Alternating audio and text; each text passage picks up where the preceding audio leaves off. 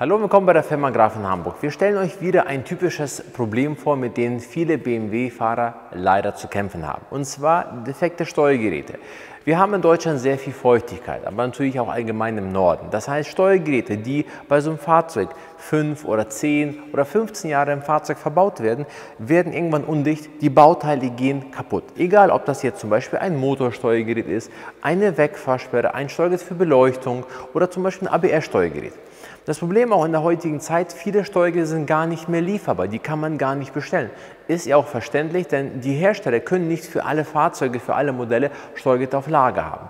Aber gebrauchte Steuergeräte können Hersteller nicht oder Vertragspartner oder Niederlassungen nicht anpassen, nicht verwenden, weil die wurden schon einmal verbaut, die haben eine Fahrgestellnummer und die können euch dann nicht helfen. Wir schon. Wenn ihr wie dieser Kunde zu uns kommen könnt, dann können wir natürlich auch vor Ort helfen. Seid ihr aber weiter entfernt, Österreich, Schweiz, Süddeutschland oder das Fahrzeug fährt nicht, haben wir auch die Möglichkeit, euch so ein Kabel zu schicken. Ihr braucht einen Laptop mit Internet und Windows und wir können uns auf das Fahrzeug zugreifen und auch gebrauchte Steuergeräte anpassen.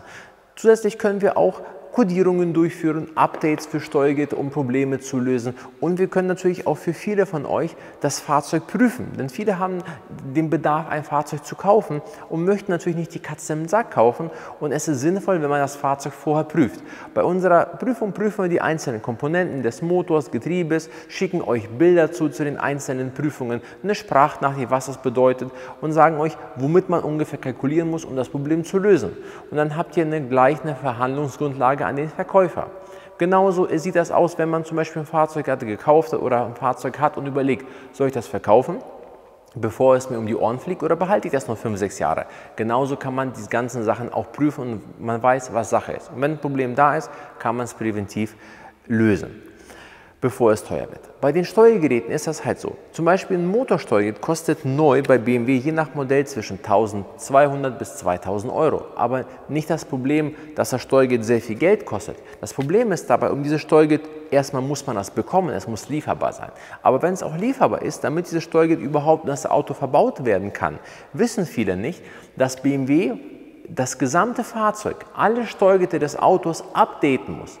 Und wenn das eine Steuergerät schon kaputt gegangen ist, dann könnt ihr euch vorstellen, dass die Speicher bei einem Steuergerät, was 7, 8, 10 Jahre alt ist, ebenfalls nicht mehr die besten sind. Und wenn jetzt zum Beispiel ein Steuergerät geupdatet werden muss, obwohl das eigentlich nicht unbedingt sein müsste, wie zum Beispiel ABS oder Navi oder Beleuchtungssteuergerät, habt ihr jedes Mal die Gefahr, dass das Ding kaputt geht. Und dann habt ihr noch mehr Kosten.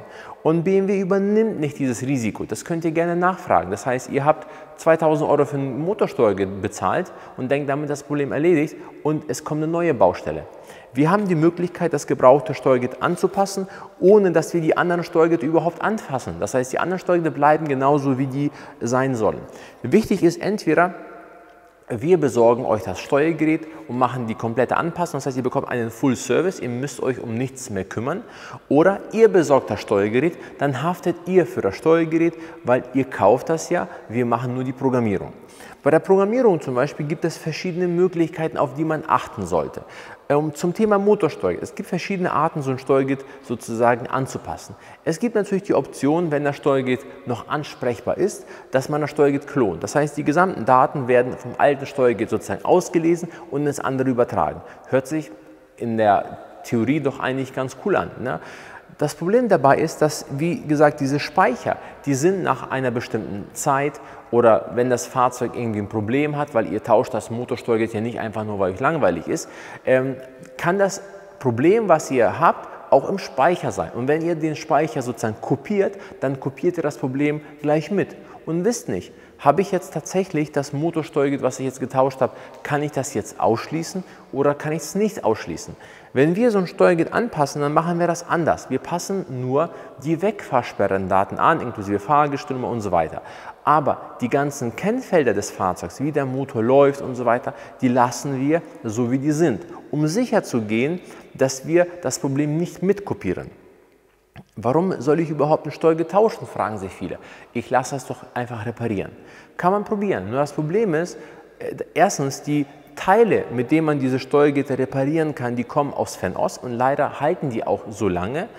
Zweite Problematik ist, es gibt keine Möglichkeit, ein Steuergerät zu prüfen. Wir als Werkstatt haben damit sehr viel Erfahrung gesammelt, mit vielen verschiedenen Firmen, wie so Steuergeräte repariert oder geprüft werden. Das heißt, ihr schreibt der Firma ein Protokoll, was nicht funktioniert, und dann guckt die Firma, aha, der Pin zum Beispiel, sagen wir mal, ein Injektor arbeitet nicht. Dann weiß die Firma, okay, der Injektor 1, der nicht arbeitet, arbeitet auf 2 Pins. Dann wird geguckt, welches Bauteil ist für diesen Injektor zuständig, und dann wird dieses Bauteil einfach ausgetauscht und geguckt, ist das heil oder nicht. Und wenn das heil ist, dann wird 150, 200 Euro berechnet für die Prüfung, und dann bekommt ihr das Steuergerät und seid genauso schlau wie vorher. Wir haben leider oft das Problem gehabt, dass wir den Fehler gesucht haben, gefunden und dachten, okay, es ist das Steuergerät. Der Kunde wollte das Steuergerät wegschließen zur Prüfung, hat er gemacht, und es kam wieder, ist in Ordnung. Dann haben wir wieder alles gesucht und wir kamen trotzdem zum Schluss, es ist das Steuergerät. Dann haben wir zu unseren Lasten das Steuergerät gekauft, angepasst, und das war das Steuergerät. Deswegen, man muss immer halt schauen, dass man keine unnötigen Risiken eingeht, weil diejenigen, die sozusagen die Arbeitskosten bezahlen für diese ganze Geprüfe, seid ihr, nicht die Firma, die das sozusagen prüft. Die prüft, aha, okay, kriegt ihr zurück. Deswegen, wenn ihr euch entscheidet, ein gebrauchtes Steuergerät zum Beispiel zu kaufen, ist es wichtig, dass ihr es von einem gewerblichen Verkäufer kauft. Es ist wichtig, wenn ihr zum Beispiel einen Schalter habt, dass ihr auch ein Steuergerät von einem Schalter kauft.